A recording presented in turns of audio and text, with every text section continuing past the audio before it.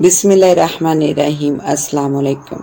रक्स करने का मिला हुक्म जो दरियाओं में, हमने खुश होके भंवर बांध लिए पाँव में। वो मकान असेब ज़दा था, किस्मत ने जब इसे इस मकान में ठहरा दिया तो वो भी मुकाबले पर तैयार हो गया। अजब अंदाज की कहानी, असरार भरे लफ्जों की जुबानी। लेकिन कहानी में आगे बढ़ने से पहले हमेशा की तरह आप तमाम दोस्तों से इल्तिमास है कि हमारे चैनल जरा सी आहट को सब्सक्राइब कर दीजिए और साथ घंटी के बटन को दबा दीजिए ताकि हमारी आने वाली न्यू कहानी का नोटिफिकेशन आपको मिल सके। शुक्रिया। ये उन दिनों की बात है जब मैं वापडा में होता था। महकमे ने मेरा तबादला हासलपुर जैसे छोटे से शहर में कर दिया। हासलपुर में मेरी खाला रहती हैं और इनकी ख्वाहिश थी कि मैं इनके यहाँ रहूं, लेकिन मैं वहाँ रहना नहीं चाहता था। खाला तो क्या, अगर कोई और भी करीबी रिश्तेदार होता तो मैं वहाँ भी कभी न रहता, लेकिन खाला के यहाँ रहने से ग्रेस करने की एक और वजह भी थी। जी हाँ, बिल्कुल ठीक समझे आप।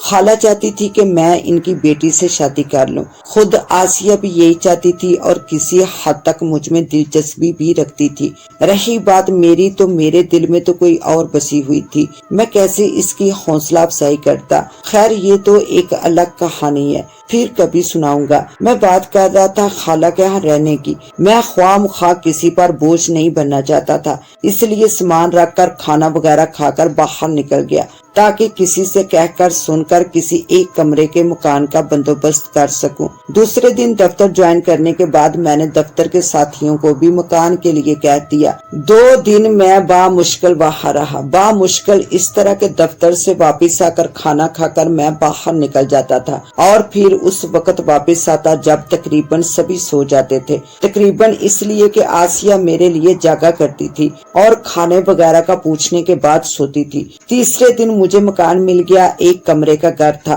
बरामदे में कोने पर बावर्ची खाना सा बना हुआ था और छोटे से सहन में गुसल खाना और लैट्रीन बनी हुई थी। सब घर वालों के रोकने के बावजूद मैंने सामान उठाया और यहाँ शिफ्ट हो गया। जिस बंदे ने मकान लेकर दिया था, इसने ये अतला भी दी थी, बल्कि वार्निंग भी दी थी कि घर असेब ज़दा है, लिहाजा शिफ्ट होने से पहले सोच लो। मैंने भी कह दिया कि जब असेब आएगा तो देखेंगे। फिलहाल मुझे सर छुपाने का ठिकाना तो मिले। असल बात यही थी कि मैं आसिया से बचना चाहता था। वो ख्वामख्वाह की उम्मीदें दिल में पाल लेती तो ये मेरे लिए बाइसे शर्मिंदगी थी। हालांकि मैंने कभी इसकी हौसला अफजाई नहीं की थी। हाँ, तो मैं कह रहा था कि मैं इस एक कमरे के मकान में शिफ्ट हो गया, अपना सूट केस कोने में फेंका और ताला लगाकर बाहर चला गया। वैसे भी सारा दिन तो मुझे बाहर रहना होता था, खाना पीना भी बाहर ही था। ये मकान तो सिर्फ सोने के लिए लिया था। 3 रातें बाखैरो आफियत गुजर गई।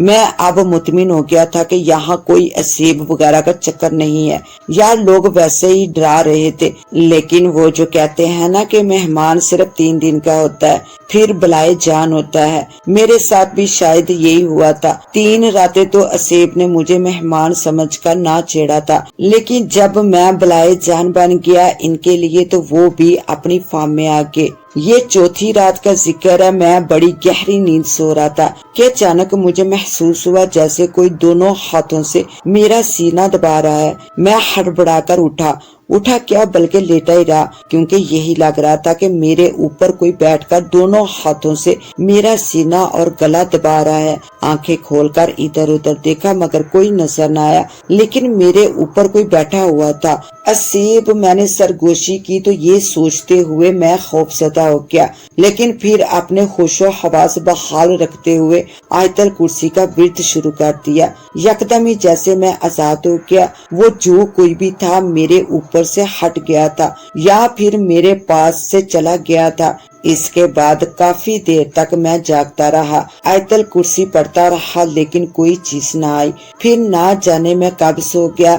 बकिया रात खैरियत से गुजरी। इसके बाद तो जैसे ये मामूल सा हो गया। रोजाना रात को कोई बला मेरे ऊपर चढ़कर मेरा सीना और गला दबाती। जब मैं आयतल कुर्सी पढ़ता तो वो बला भाग जाती। एक बात मैंने नोट की کہ اس کے ہاتھوں میں انگوٹھا نہیں ہے، صرف 4 انگلیاں ہی ہیں کیونکہ انگوٹھوں کا دباؤ محسوس نہیں ہوتا تھا۔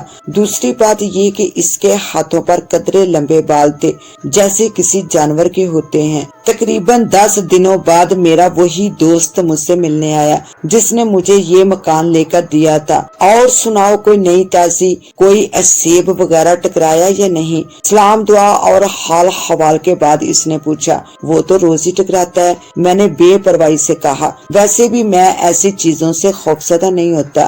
کیا وہ دوست کچھ خوفزدہ، کچھ حیران ہوا۔ ہاں بھائی، میں نے کہا اور مختصر اس کو اپنی راتوں کا حوال سنایا۔ یار بہتر تو یہی ہے کہ تم یہ مکان چھوڑ دو، میں تمہارے لیے کوئی دوسرا مکان تلاش کرتا ہوں۔ نہیں یار، میں یہی ٹھیک ہوں، مگر کب تک؟ ابھی نہ جانے کب تک تمہیں یہاں رہنا ہے۔ تو کیا اتنا عرصہ تم یہی رہو گے اسیب کے ساتھ؟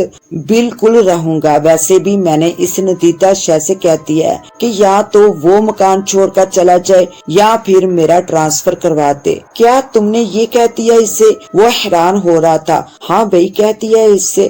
تمہارا کیا خیال ہے، وہ تمہاری بات پر عمل کرے گا؟ میں نے اس کے سامنے 2 آپشن رکھے ہیں، جو اسے قبول ہوگا وہی ہو جائے گا، میں نے اطمینان سے کہا۔ پھر ہم دوسری باتوں میں مصروف ہو گئے۔